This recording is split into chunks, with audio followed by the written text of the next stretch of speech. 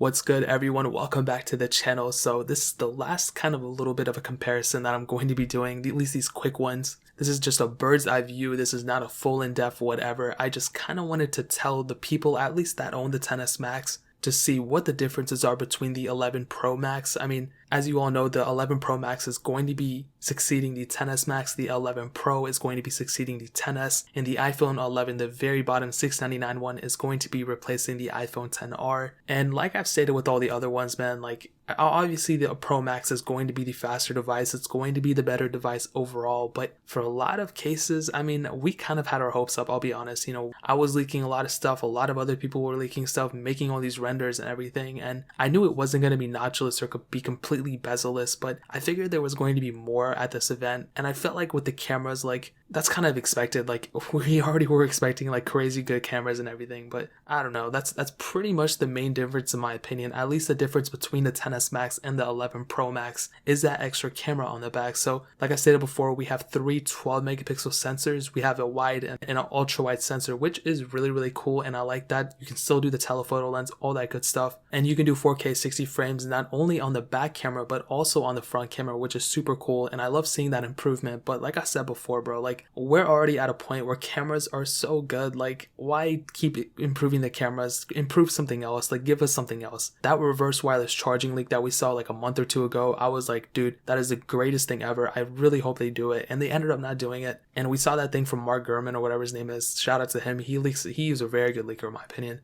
and he was kind of perpetuating it in the beginning with, and then literally like, yeah, the day, like hours before the event, he was like, no, it's not gonna happen anymore. And I was like, great. So I was kind of salty about that, but that's going on a total tangent. I can't believe I even went in that direction. But with the 11 Pro Max, there are some new colors, kind of. So on the back, I feel like the whole entire back is a new design. It's like Apple logo is centered. There's no like writing or etching or whatever about Apple in California or iPhone or nothing like that, which I really like. It makes the whole phone look minimalistic. Most of the time though, you are going to have a case on it, so you probably won't be looking at just a bare phone, but the whole back is just one sheet of glass, which is super cool. It reminds me almost like a unibody MacBook. Like if you look on the back of the iPhone XS, you can see a ton of different moving parts, but with this one, it looks more minimalistic and looks super cool in my opinion. But it begs the question, when you replace the back glass, are you going to have to replace the whole entire sheet of glass or just parts of it? I don't know, that might be a dumb thing, but the cool thing is that there's the same pricing structure as last year, so they didn't go and increase the price or anything like that, which I'm super happy about. Whenever they can do more with less, I like.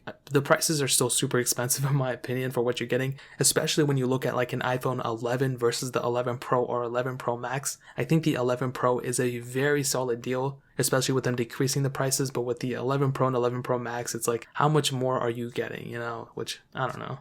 Now looking at the front, they look almost exactly the same as their predecessors. Apple did say that they improved the audio experience, and also Face ID can be used at more angles, which I'm really curious to test, because I'm wondering if like someone is using your phone on the side and like you just happen to look over a little bit, like would that unlock the phone? And then I don't know, I'll have to test that later, but I will be getting all the new iPhones next week, so I'll be able to do full comparisons and all that, so keep a look down on the channel so you guys don't miss that. But the biggest thing that I'm actually probably disappointed with for the iPhone is that no, it's not the USB Type-C port or anything. I was already expecting that. No, it's not headphone jack. It's two things actually, the reverse wireless charging, which I talked about, but the storage variants, I felt like they were going to improve and increase the storage variants, but nope, they're still using their 64 gig base model, which makes no sense at all. I would highly recommend people not to go there. I already made a video talking about it, but go with at least the 128. Spend that extra money. If you can't even afford an iPhone 11 Pro Max or 11 Pro at the 128 gig model, go with the XS or XS Max. I would highly recommend it. Go get a used one of those. That's a much better value, and you're going to be using that storage like crazy. Get the 256 gig models of those phones. It doesn't matter, bro, but that's my public service announcement again built into this video. But moving on, something I'm super happy about. I know I'm like super like all over the place with this video, but I'm really happy about the bigger battery in this phone. So Apple did state that it could get up to 5 hours more of the XS Max. Now in my opinion, the XS Max didn't really have the best battery life. Every time I use it, like I literally have to charge it every time I pick it up. But with this one, apparently it did get bigger. I think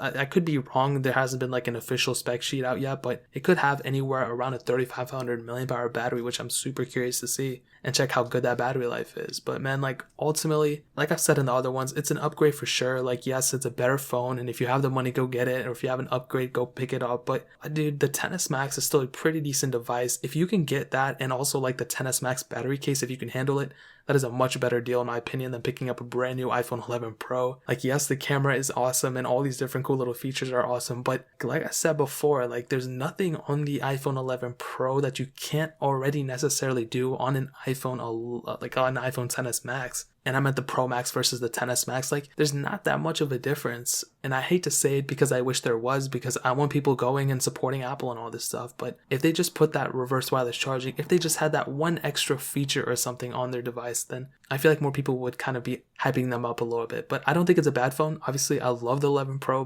and the 11 Pro Max, but I guess we're just gonna have to wait and see until I get it in-house and fully test it and full comparisons and all that. So that's pretty much it. If you guys have any questions or anything, leave it down in the comment section below. Hit that like button, that would mean so much, but definitely hit that subscribe button. Every single subscriber that we get really does count, so it'll mean so much if you guys could hit that. Also, check out the other links down in the description as well. My Twitter, my Instagram, my second channel. All those links are linked down below. I'd really appreciate if you guys could check it out. But more importantly than everything else, I love every single one of you guys. Hopefully I'll catch you guys in the next video. Peace out till then.